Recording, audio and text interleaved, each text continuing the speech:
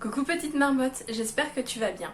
Aujourd'hui, on va parler du matériel nécessaire pour la première année d'école d'architecture et je vais te passer quelques conseils qui pourront être utiles.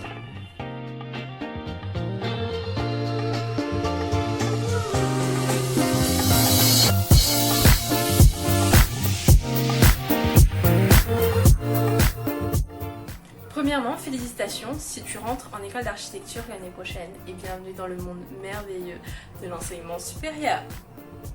Dans tous les cas, merci de regarder cette vidéo. Alors moi je suis à l'école d'architecture de la ville et des territoires à Champs-sur-Marne, donc en région parisienne.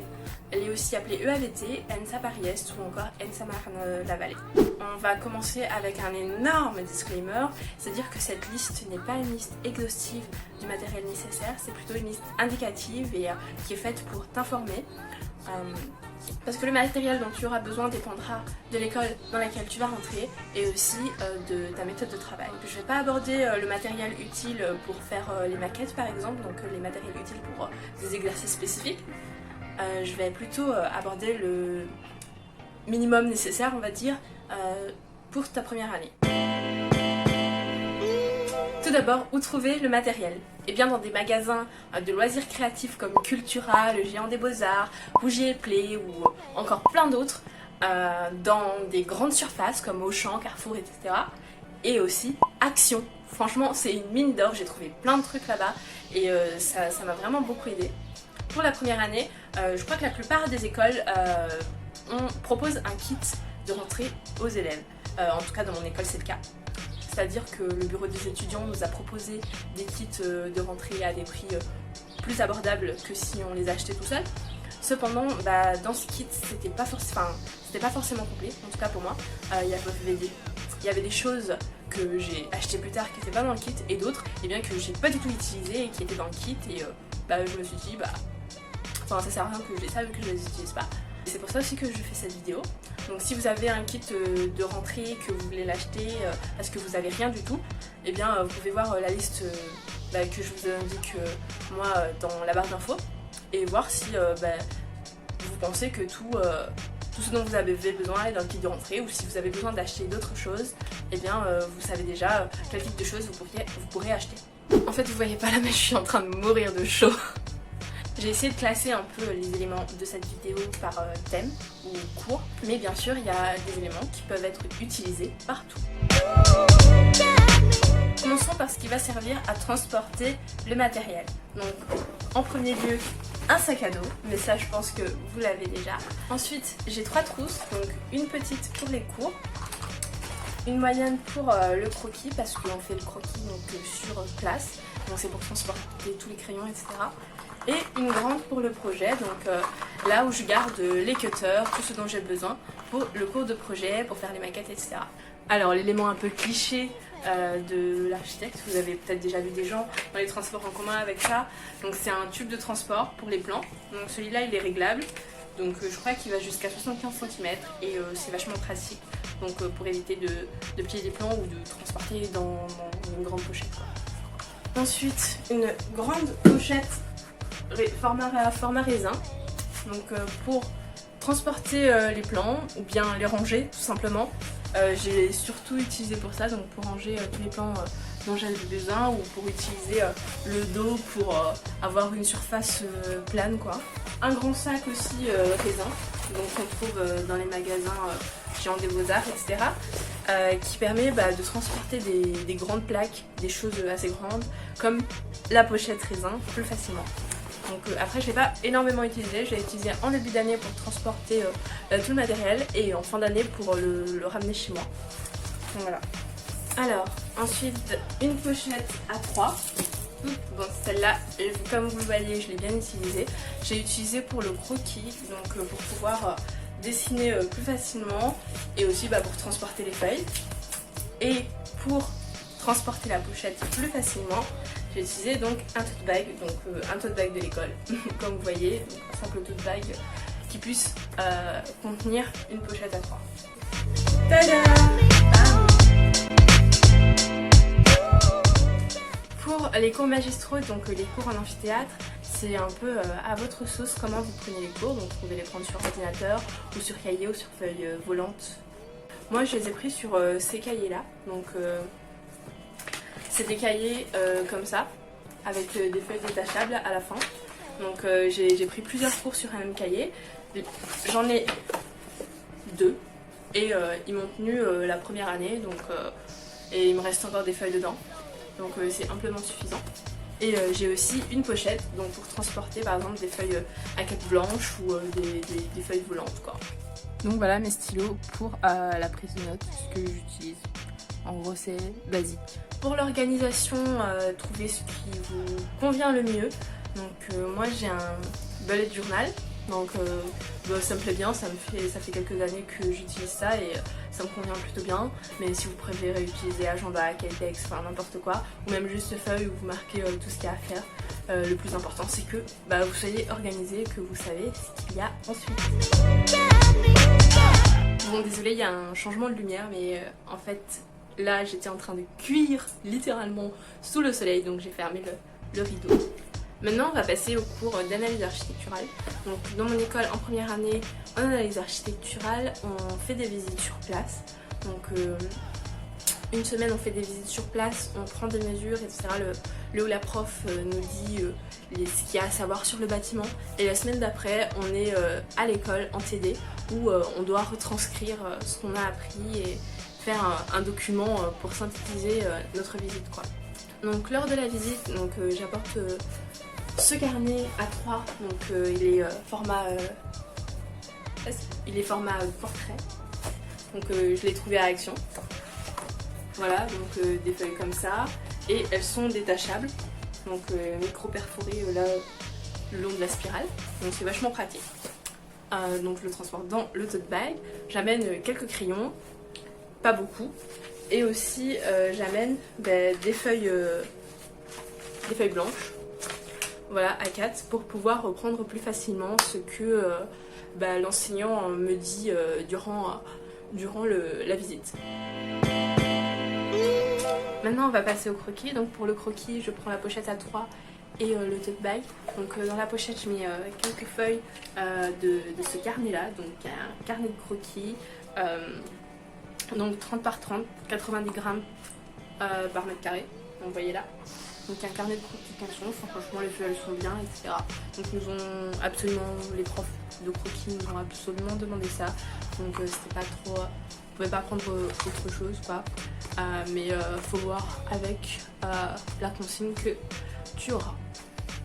Voilà pour le croquis, la trousse, des fusains, moyen buisson, petit buisson, donc avec une gomme mie-pain, fixatif pour fusain, 3 pinces de fixation pour le dessin, taille crayon, gomme, donc pour marqueur noir, pour marqueur gris foncé, pour marqueur gris clair, crayon B, HB, 2B, 5B, 8B et pierre noire B et 2B.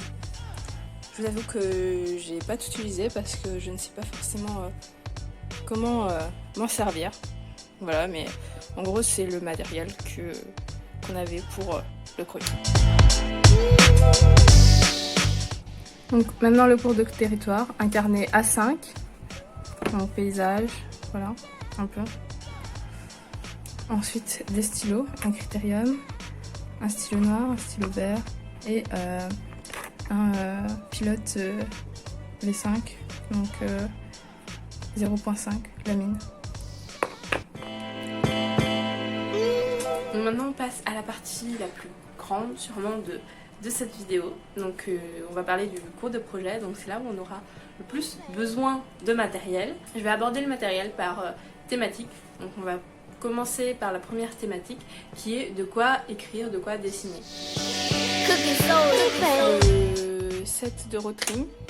Les rotrings ce sont des feutres, des stylos tubulaires, donc qui sont à l'encre de Chine. Donc ça c'est la règle rotring avec donc des trous etc. Et ça permet d'utiliser les rotrings sans faire de tâches. Donc voilà, 0,20, 0,35, 0,7. Dans le kit il y a aussi un critérium 0,5 avec des mines, une gomme et un bidon d'encre de Chine. Donc voilà la mine de Rotring.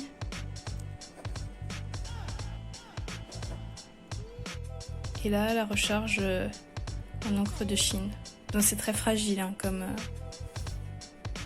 objet. Compas avec de quoi mettre un crayon. Ça c'est une gomme de précision. Ça c'est une gomme Rotring, c'est-à-dire qu'elle sert à effacer le Rotring de ce côté et là c'est un côté gomme normale. Hop! Alors il va falloir des calques et de différentes tailles. Donc ça a été un peu... déjà j'avais jamais vraiment utilisé de calque avant, mais là c'est vraiment ce qu'on utilise le plus en cours de projet, c'est les calques. Donc premier calque qu'on utilise, donc c'est un calque d'étude, c'est un rouleau là-dedans. Voilà. Rouleau de calque d'étude. Donc il n'est pas de qualité extra. D'où le calque d'étude, c'est juste pour faire des brouillons. Donc il est de 40 à 45 grammes par mètre carré. Calque de rendu à 3. Donc des feuilles à 3. Donc là cette fois-ci 90 grammes par mètre carré. Puis le dernier type de calque que j'ai utilisé, c'est calque de rendu format raisin. Et vous ne voyez plus. Et là aussi 90 grammes par mètre carré. Donc celui-là il coûte très cher. Alors pour avoir un fond blanc derrière, on utilise des feuilles de la taille du calque, donc A3 ou bien raisin. Donc franchement les feuilles blanches raisin, j'ai dû en utiliser 2-3 pour faire le rendu parce qu'à chaque fois j'ai décollé le calque et je réutilisais les mêmes. Et personnellement j'utilise aussi des feuilles de papier millimétré. Je trouve ça vachement pratique quand on est en phase de brouillon, de conception. Je trouve ça mieux que les feuilles blanches ou bien le calque parce que c'est millimétré, du coup on peut avoir assez facilement la longueur et tout et ça permet de diminuer le temps de travail quoi, et de tracer les choses plus rapidement. Seulement il y a aussi un inconvénient, c'est que c'est des grilles carrées et que forcément ça va influer sur la créativité. Si c'est des projets ronds, courbes, etc., vaut mieux utiliser une feuille blanche que un calque millimétré, mais pour des carrés, des rectangles, tout ce qui est voilà, qui rentre dans une grille carrée, je trouve ça vachement pratique les feuilles millimétrées. Alors pour le projet j'utilise un carnet de projet, donc celui-là je l'ai acheté chez Emma, il m'a coûté pas très cher. Il y en a un qui est dans le kit de rentrée mais je ne l'ai pas utilisé parce que je préfère les petits carnets. J'avais commencé avec un carnet A6 mais finalement c'était trop petit, du coup je suis passée sur le format A5, donc avec des feuilles blanches. Voilà, donc, il a pas beaucoup de feuilles hein, mais je les préfère pas trop imposants. Maintenant on va passer à la catégorie de quoi tracer, c'est-à-dire règles, équerres, ce genre de choses. On commence avec la découverte. C'est le T, donc ça s'appelle un T, et ça ressemble à un T, oh là là. Donc celui-là il est en plastique, il était dans le kit de rentrée. Mais j'avoue que je l'aime pas trop, j'aurais préféré en avoir un ou deux en bois. Et en plus il est très grand, donc pas très pratique. Donc si vous faites un peu de bricolage, faites-vous un T en bois, ou même deux. Donc un grand, au cas où, et un petit, parce que les petits, au final j'utilise pas tout le thé, et en plus au bout du coup c'est pas très droit. Donc voilà, c'est juste avec un angle droit quoi là. Et les graduations franchement elles m'ont servi à rien. Donc si vous faites un peu de bricolage, n'hésitez pas à vous confectionner votre propre thé avec deux planches, deux bouts de bois et puis c'est parti. Deuxième instrument, une règle de 50 cm. Donc c'est une règle assez précise. Je sais pas si vous voyez là le... Tac, voilà. Donc, et elle a un côté ici là qui est en fer et qui permet de tracer au cutter sans abîmer la règle. Et elle a des petits patchs en caoutchouc qui permettent de bien tenir et qu'elle ne glisse pas. Parce que la règle de 50 cm est parfois un peu grande, j'ai aussi une deuxième règle de 30 cm. Celle-là, franchement, ça fait très longtemps que je l'ai depuis le collège. Et du coup, c'est pour ça que j'utilise. Donc, c'est la marque Esquisse, je crois, c'est Carrefour. Ou Leclerc, je sais plus. Mais ça fait très longtemps que je l'ai. comme elle est en fer, bah, c'est vachement pratique du coup pour couper au cutter de n'importe quel côté. Donc un instrument réglé, donc c'est le Kutch, je sais pas trop comment ça se prononce. Ça permet de changer d'échelle, donc il y a des graduations à chaque fois, chaque échelle, donc là c'est 1 centième, là c'est 1 200e. Du coup, en fait, si par exemple au 250e tu cherches 1 mètre, bah, ça va être ce qui est marqué 1 là. Donc ça correspond pas à 1 centimètre évidemment. Donc c'est vachement pratique quand on doit tracer des choses à différentes échelles. Dernière règle, la règle de précision en fer. Donc c'est un réglé de 15 cm et qui est gradué tous les 0,5 mm. Donc c'est vraiment un truc de précision et il est en fer donc pour être bien précis. Ensuite on passe à l'équerre. Donc dans le kit il y avait 2 équerres, mais moi j'ai besoin que de l'équerre 30-60. C'est-à-dire que là il y a un angle de 30 degrés et là un angle de 60 degrés. Donc ça permet de faire les axonométries 30-60 aussi et d'aider à les caler. Et le rapporteur, très utile aussi. Là, on passe à 2 quoi coller. Donc moi j'utilise un pistolet à colle et des recharges, de la colle scotch, du Tesa. Donc avec le T et le Tesa, ça y est, vous êtes devenu architecte. En tout cas, étudiant en architecture. C'est du masking tape quoi, pas besoin de prendre la marque Tesa, il y en a dans les magasins de bricolage, ce genre de choses. Donc du scotch normal, du scotch double face, un bâton de colle et de la colle à bois pour les maquettes. Maintenant, de quoi découper. Donc un cutter, gros cutter avec des lames de recharge, un cutter de précision, donc celui-là je l'ai trouvé à Action, il a plusieurs lames. Au niveau de la qualité c'est pas non plus tip top, mais il est assez pratique en fait. J'utilise surtout pour gratter le calque quand j'ai fait une tâche au routine. Un ciseau de précision et un ciseau normal, et derrière une table à découper. Donc celle-là elle est toute petite, mais si vous pouvez en trouver une plus grande, bah vaut mieux, parce qu'en fait moi j'en avais une plus grande mais on me l'a volée, donc yeah. Chose utile aussi, une bombe de peinture. Donc celle-là elle est grise, mais une bombe de peinture blanche, c'est la chose, je pense, qui peut être très utile à avoir pour la conception de maquettes et faire un fini joli, donc pour cacher toutes les imperfections. Dans les autres objets que j'utilise aussi, donc une calculette qui me date du lycée, donc elle suffit amplement. Et c'est Pigma Micron. Donc c'est des petits feutres à encre d'archive qui peuvent du coup remplacer le rotring si jamais le rotring se casse, ou pour faire des choses précises au feutre, pour dessiner, ce genre de choses. Alors maintenant on va passer à la partie conseil. Le conseil que je pourrais te donner pour préparer ta rentrée en première année d'architecture, eh bien c'est de faire autre chose que de l'architecture. C'est-à-dire de faire les trucs que tu aimes faire, de profiter de tes vacances, chill quoi. Tout le monde part de zéro et c'est un peu ça la mentalité, je crois, dans la plupart des écoles, en tout cas dans la mienne. Dans celle que j'ai visitée en porte ouverte, ça avait l'air d'être ça, c'est-à-dire qu'il n'y avait pas forcément d'attendu de base et que les profs étaient là justement pour nous mener vers le mieux de nous-mêmes. Alors peut-être que tu auras une liste de lecture, peut-être pas, mais dans tous les cas, profite de ton été pour voir ta famille, faire les choses qui te plaisent, voyager, etc.